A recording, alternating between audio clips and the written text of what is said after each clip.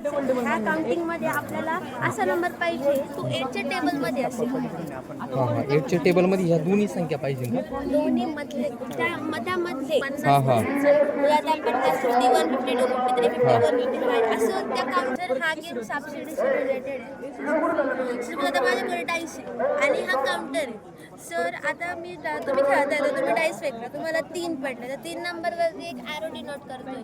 तर ॲरो तो आपल्याला सरस्वती इंटरनॅशनल तर तो ॲरो आपल्याला 9 नंबरवरती डिनोट करतोय.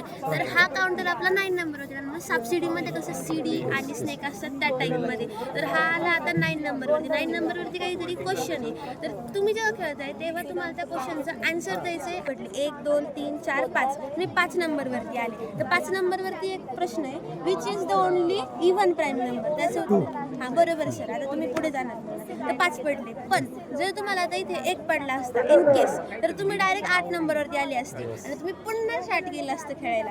आणि वापस जर तुम्ही आता सपोज इथं आले हां पुन्हा तुम्ही सुरू करताय, पण आता तुम्ही इथं आले तर इथून तुम्ही खाली नाही जाणार कारण तुमचं 2 वेळेस होऊन गेलंय. आता मग ते कुठे पण होईल. आता असं खाली रिव्हर्स आहे. 2 चान्समध्ये मग तुम्ही जर तुम्ही आले तर तुम्हाला वापस म्हणजे तुम्हाला आता ते खाली येणार नाही तुम्ही. मग कारण का खूप गेम आपला लांबच आहे आणि आपल्याला लवकर फिनिश करायचं. सगळ्यांना चान्स भेटले पाहिजे. त्याच्यामध्ये हसत खेळत तू कन्सेप्ट केल्या त्याच्यामध्ये सगळ्यांना इंटरेस्ट येईल. आणि मॅथ्स आहे आणि मॅथ्समध्ये थोडंफार इंटरेस्ट आपल्याला पाहिजे. तू चेंज पण करू शकते क्वेश्चन्स तुला वाटतं. आता हे जनरल नॉलेजमध्ये पण घेऊ शकतो आपण, सायन्समध्ये पण घेऊ शकतो, सगळीकडे घेऊ शकतो.